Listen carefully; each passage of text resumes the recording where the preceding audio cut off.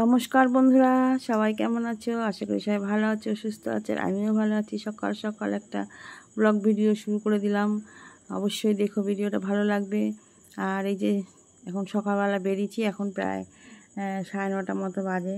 যাচ্ছি একটু বেরি করতে। আজকে দেখো এই সময় প্রচুর রোদ্দুর, কিন্তু ছাতাটা নিতে আমি ভুলে গেছি, এই জন্য এত রোদ্দুর লাগছে কি আর বলবো। আর এই সময় একটা ভ্যানও পাচ্ছি না, ভ্যানের জন্য দাঁড়িয়ে থাকলে আমি আবার ট্রেনটা পাবো না। যাই হোক, এই যে ট্রেনে বসে পড়েছি, দেখো যাচ্ছি। হ্যাঁ, আর এত রোদ্দুর না, মানে মাথা যন্ত্রণা ধরে গেছে এইটুকু যেতে যেতেই। যাই হোক, ট্রেনের মধ্যে একটু হাওয়া খেতে খেতে যাচ্ছি। জানলার পাশে ট্রেনটা ফাঁকাই ছিল, বসে পড়েছি। এবার নেমে পড়েছি আমার গন্তব্যে। এই দেখো, প্ল্যাটফর্মে নেমে পড়েছি। এখন যাব ওই পারে। তো ভাবছি ওই পারে কী করে যাব। তো যাই, ব্রিজটাই পার হয়ে যাই। তা ব্রিজ পার হয়ে, ব্রিজটা সেইটা ভাঙতে একটু কষ্ট হয়, তবুও সেই ব্রিজ পার হয়ে যাওয়াটাই ভালো। আর ওই অনেক না, ওপারে গেলে অনেকটা হাঁটতে হয়।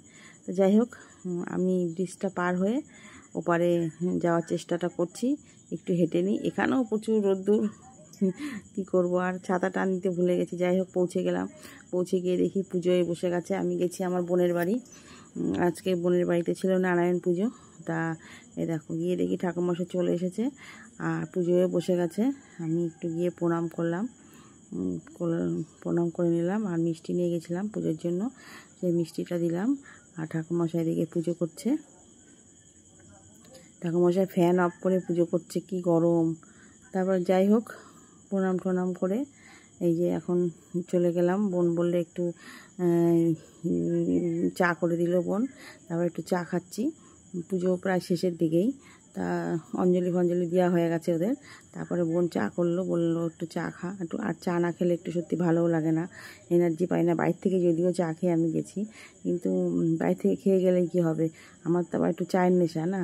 তাই যে একটু চা খেয়ে নিচ্ছি, চা বিস্কুট। তারপরে রান্না করব। ও বললো একটু তুই রান্না কর, ও তো উপোস করেছে আর ওর শরীরটা ভালো না, সেই জন্য আমি রান্নাটা করবো। এই যে এদিকে ভাত বসিয়ে দিয়েছি, ওদিকে তোমরা দেখলা তো আলু ভেজে রেখেছিলাম, আলুর দম হয়েছিল। আর এই যে ফ্রাইড রাইস হচ্ছে, ফ্রাইড রাইসের এক হাঁড়ি ভাত হয়ে গেছে।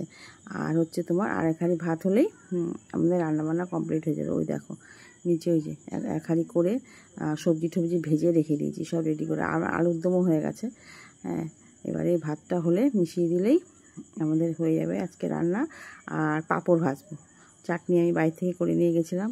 আর তারপরে পুজো হয়ে গেছে। এই যে দুই বোনে বসে আমরা প্রসাদ খাচ্ছি, বেশ ভালোই লাগছিল। সবাইকে প্রসাদ দিচ্ছে, আমরাও খাচ্ছি। যে সিন্নি প্রসাদ, সিন্নিটা দুর্দান্ত হয়েছিল, বুঝেছো, দারুণ সিন্নিটা হয়েছে। তা দুজনে বসে প্রসাদ খাচ্ছি, ভালোই লাগছে বেশ। হ্যাঁ, আর প্রসাদটা বেশ ভালোই লাগছিলো খেতে। তারপরে বসে পড়েছি দুপুরে খাওয়া দাওয়া করতে। আর দুপুরে খাবো কি বন্ধুরা, যা প্রসাদ খেয়েছি, সিন্নি খেয়ে পেটটা ভরে গেছে। তো যাই হোক, খাওয়া দাওয়া তো করতেই হবে। এই যে আলুর দম আর ফ্রাইড রাইসটা নিয়েছিলাম, আলুর দম ফ্রাইড রাইসটা খেতে কিন্তু দারুণ হয়েছিল। হ্যাঁ, খুবই ভালো হয়েছিল, সবাই খেয়ে খুব ভালো বলেছে। শুনে শান্তি লাগলো যে ভালো হয়েছে না। তারপরে এই যে খাওয়া দাওয়া করে রেস্ট ফেস্ট নিয়ে এখন তো বাড়ি আসতে হবে। বোন আবার সব পোটলা করে সব খাবার দাবার দিয়ে দিল, বললো বাড়ি গিয়ে আর রান্না করতে হবে না, একবার এখান থেকে যা আছে ওই ফ্রাইড রাইস, আলুর দম, মিষ্টি, তারপর প্রসাদ, এগুলো সব প্যাকেট করে দিয়ে দিল। আমার তোদের জন্য রাখ, ওদের আবার কেউ খেতে চায় না ফ্রাইড রাইস অত ওরা ভালোবাসে না খেতে। তা বলছে না, আমাদের আর কেউ খাবে না, তুই নিয়ে যা।